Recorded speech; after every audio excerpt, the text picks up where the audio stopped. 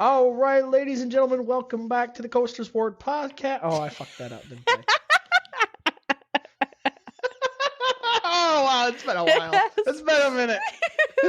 That's a good little intro, though. Okay. Are you ready now? Are you good? Yes. All right. Yes. I'm Sam. And this is Gabe. And this is Coaster Wars. All right. Welcome back to the podcast, everybody. It's been a minute, that's for sure. It has been a little while, but we're back. We're back and ready and raring to go. And me and Gabe both have some new coaster trips queued up, so that will mean more content for you guys. But should we do like a little announcement? Yeah, probably. Package We've here? been gone for a while. Okay. So first and foremost, we're going to be changing the format of our podcast a little bit. It's still going to be called Coaster Wars. It's still going to be found in all of the same locations that you expect it to, except for my YouTube channel. Honestly, at this point, my YouTube channel is just going to kind of go to the wayside.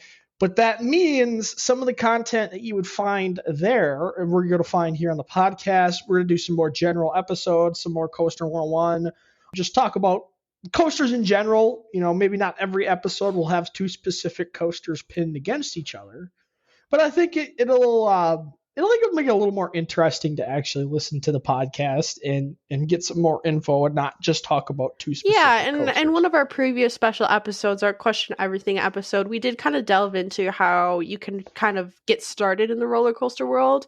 And it'll be kind of nice where this podcast can be somewhere you can go for information. And like Gabe said, basic information.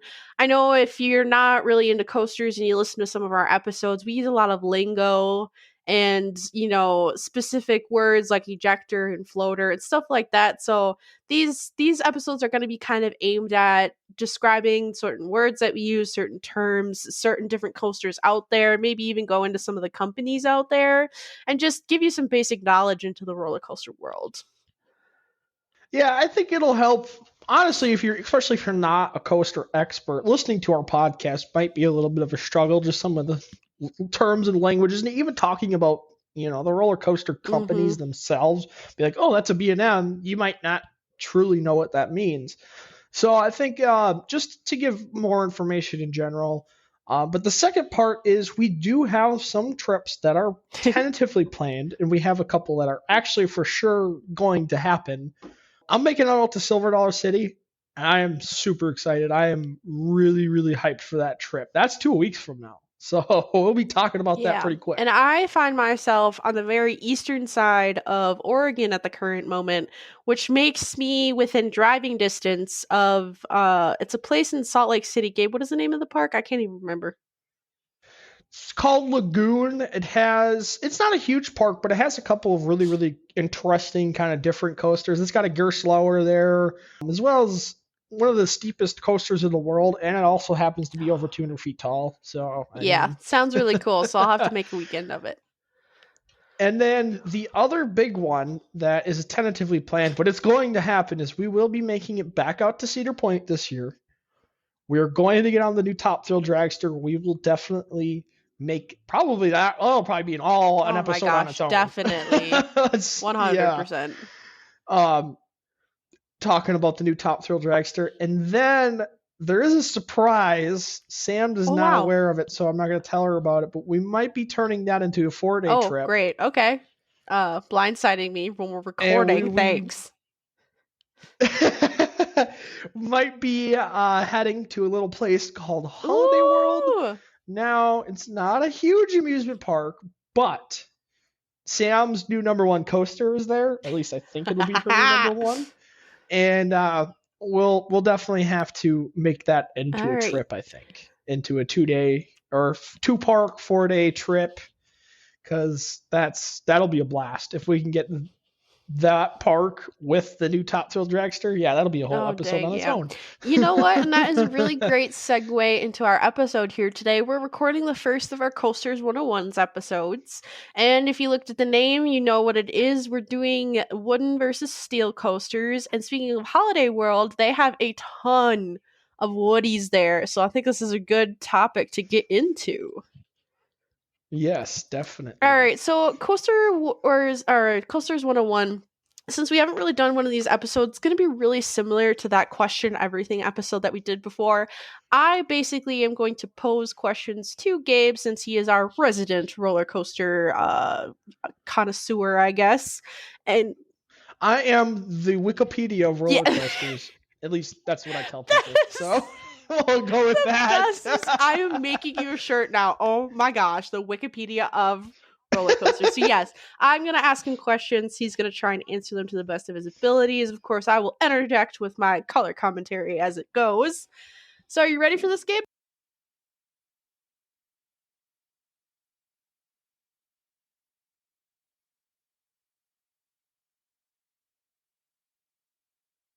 Yes, I am ready. I am ready to be interrogated because that's what I'm comparing this to. So. All right. So this is our steel versus wood. So I figure we'll just start off with what is a wooden roller coaster? So a wooden roller coaster traditionally is a all wooden structure featuring also wooden track with parts of steel on top of the track basically as running rails.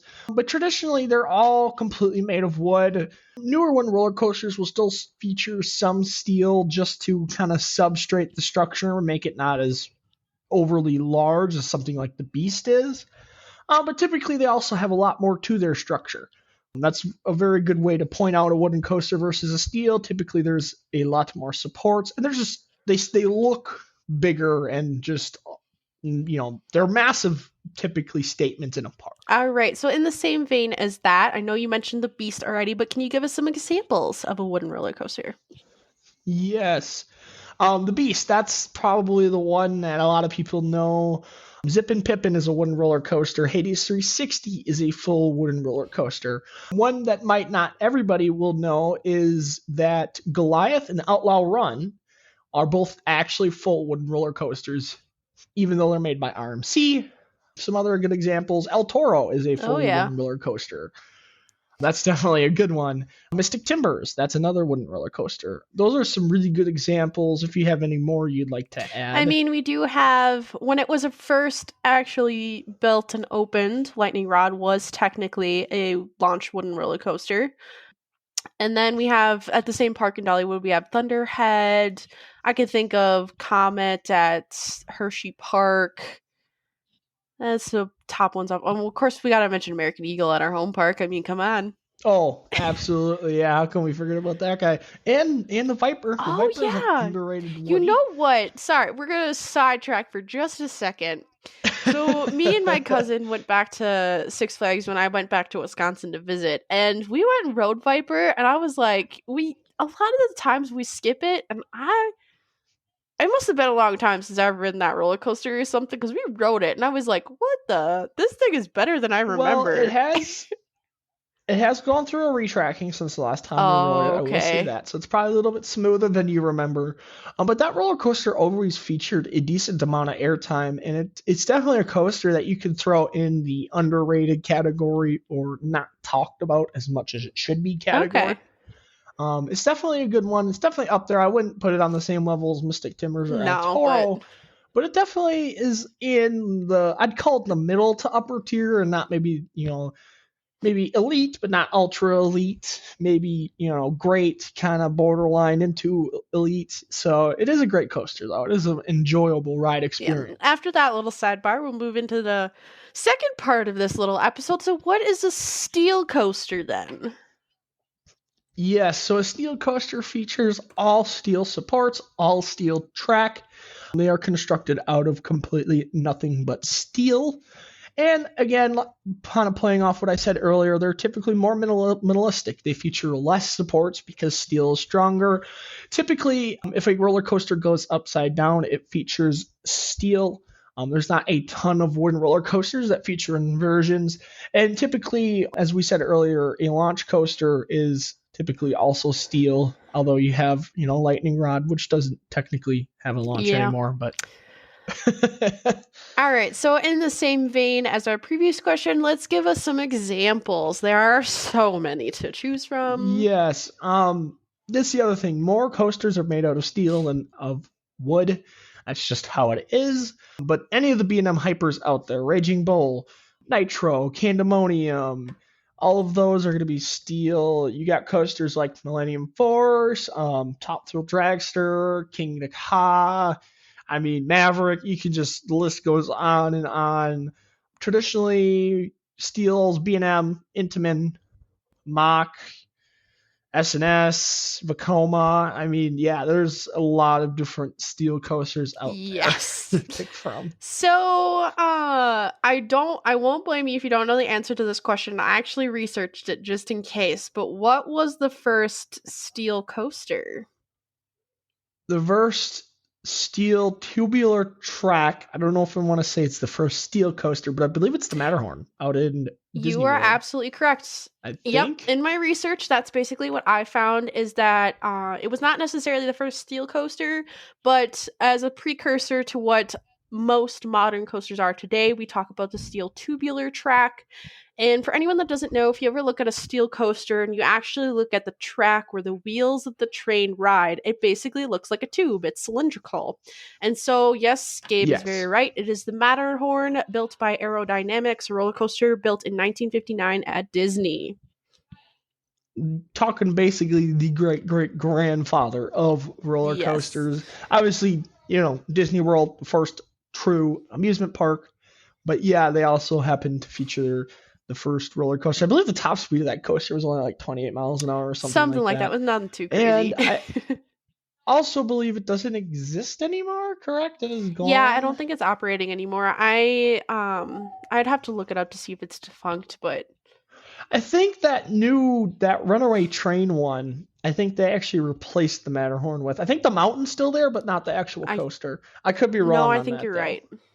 All right, so our next question, since we're talking about wooden steel coasters, I figure this is a good place to talk about this, and we've mentioned it a lot.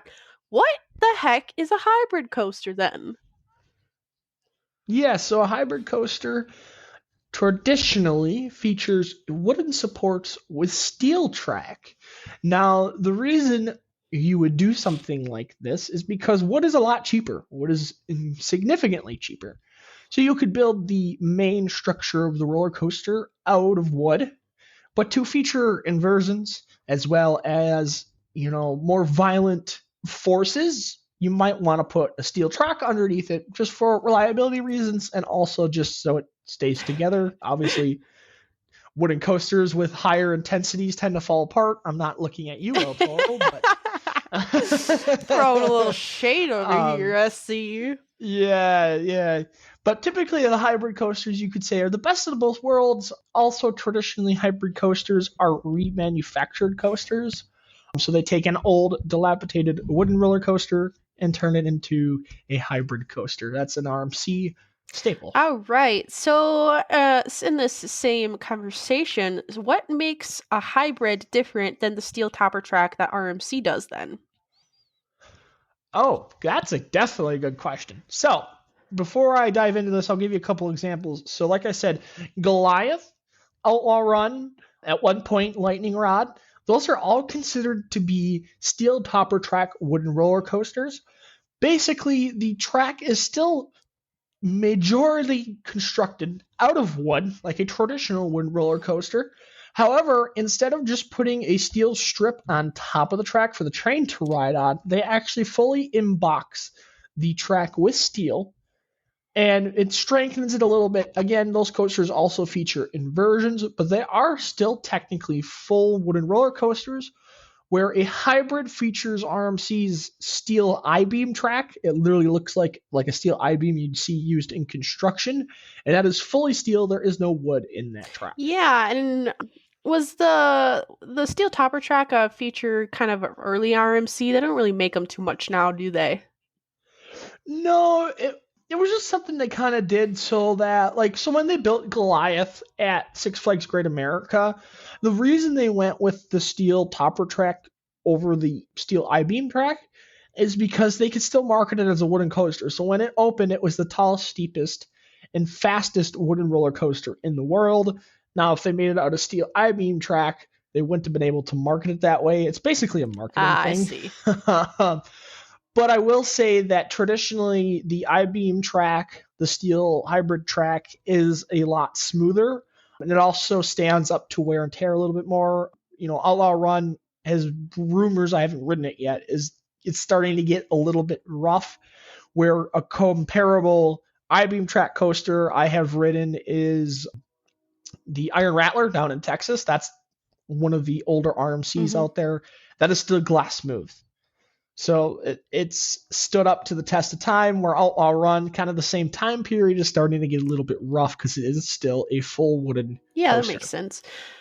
So on to our kind of next question is, since me and you, and if you listen to any of our previous episodes, you should know this about us, we kind of have a soft spot for woodies. We love a good wooden roller coasters. So in your opinion, what gives woodies that charm? Why do we like them so much? The biggest thing is just traditionally wooden roller coasters are older, and I have a huge part of my heart for history, so that's obviously going to be a big part of it. Number two, wooden roller coasters aren't smooth, and we all know this. It's just something you have to remember while riding a wooden roller coaster.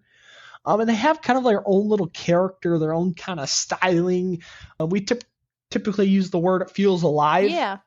Because, like a living and breathing thing. I know I like wooden roller coasters because they feel a little more out of control. Just sometimes a little bit of that discomfort makes a ride more interesting. I would like to interject sure. right here. We have a future episode where we're going to talk about this coaster, but I think Gabe knows what I'm going to mention here is American Eagle. It is one of the last wooden giants left, and we always like to say this ride is fun because you feel like you might actually die on it. And that's a good way to explain it. Is there's a little bit more feeling of out of control, a little more, death-defying experience than a steel coaster. The other thing I will say too is traditionally wooden roller coasters will have some weird kind of like janky moment, like Zippin' Pippin, like that last little bunny hill where it like literally throws you into the restraint. American Eagle has like the little Rose Bowl thing the big Rose Bowl where you kind of get like rocked back and forth as you're going down the track.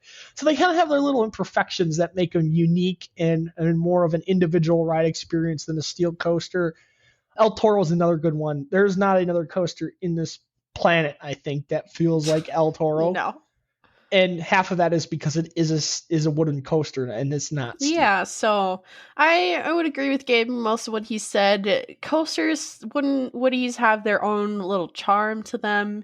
And they're just so much fun to ride. I don't think I ever get bored of riding them.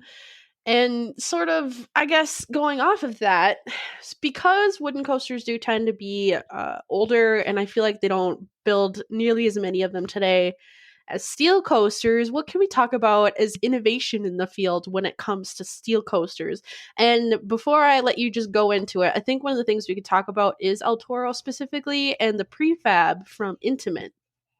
Yeah, so are you talking about like where wooden coasters can go, or I'm kind of confused on the question? Yeah, sorry. Kind of maybe where modern coasters are right now, and then where they have taken, because I think of El Toro, and I mean that's not too modern. It was built in 2005, I think. But I guess to me, the way it was built is really innovative. And if Intimate did more of that, I think it would be really cool. I understand why they don't, but it would be really cool. But then, yes, where wooden coasters could possibly go from here, as it seems like we've done everything. Yeah, so the biggest thing with wooden roller coasters, and probably why they aren't built as much, there's not a lot you can do with them other than airtime hills and maybe throw in a couple different random inversions, especially traditional wooden roller coasters. It's hard to get, unique elements and something new, something that hasn't been done before.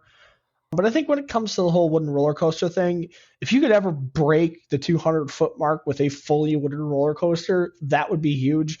The only coaster to ever do it is the notorious Son of Beast over at Kings Island. And that one was only open for, 7 years before it finally got torn down for all the accidents that happened on it. So there hasn't been a wooden coaster to break the 200-foot mark since. And there's been hybrid coasters, but not a fully wooden roller coaster. So that's number one, breaking the 200-foot mark. Number two, I think, trying to get some more inversions. I definitely think hybrid versus fully wooden is kind of the way they go. But your traditional wooden roller coasters, you're going to have the Gravity Group, and they're the ones that make coasters just like Mind Blower. They made Hades 360, stuff like that, or GCI. That is the two modern wooden roller coasters. GCI is Mystic Timbers, Thunderhead, Ghost Rider out in California. That's the future. More intense layouts, more just intense ride experiences overall, and then trying to develop inversions into these roller coasters as well. I think in that vein too, we talk about this with just the future of roller coasters in general is we talked about this in our last special episode where they're trying to add more special effects to coasters, and I think of that darn shed on Mystic Timbers. And yeah. The idea was there. The idea was there. They had something. Was the execution great? You can argue that. No, it wasn't.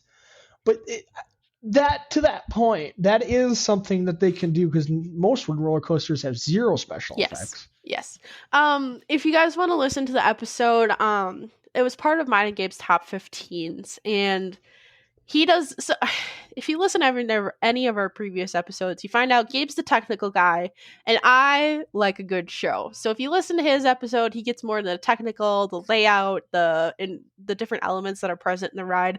And I love the theming on Mystic Timbers. I like the whole story that went into it. I like all the props that they have. And now we're talking about this darn shed. So what is the shed? It's just an ending little show to this ride. And if anyone's post-show. It's a post-show yes. is what it is. So if anyone's ever ridden a coaster ever, you always know there's that end part of the ride where you're in a really slow, where they bring you around to the station. Basically, you're waiting for that other train to take off. And you kind of just sit there and you really don't have anything to do. So what GCI decided to do is make like a whole production. And at the very end, they have like a projection screen that has some kind of creature that comes out and pops out at you. And I will say this. The theming in the actual shed part is amazing. There's a radio that has music actually playing out of it and like lights that flicker and get this really creepy feel. And then where it falls so short is that projection screen because it's just so cheesy. So yes, we see what they were trying to do. Execution was a little flat on that. But to that point, more successful, I think, and here's another good example. Fire in the Hole that they just redid down in Silverado City, which I'm going to ride soon. They completely revamped that ride. That's actually an RMC project, though. And what they did is they put the RMC steel I-beam track in place of the old track. They completely redid the trains, and they completely redid the theming to update it and make it more current. And I think if that ride is successful in bringing in ridership to that park, I think you'll see more of stuff like that in the future. Yeah, that'll be really cool. You know what? It reminds me of also a ride that we talked about in a previous episode, that Mystic Mountain? Or Mystic. You mean the one in Indiana? It's based on the name. Yeah, the Lost Coaster Superstition Mountain. That's because it has the longest name on the planet for a coaster. But that was originally kind of the same idea. It used to be a dark ride, and then they made it an actual roller coaster with the weirdest trains on the planet, and also an elevator lift hill. Like, I think you're right. It's just a matter of trying to revamp certain standard elements and doing something new, and then adding certain effects that just add to your overall rider experience, I think, is where we're headed with all of this.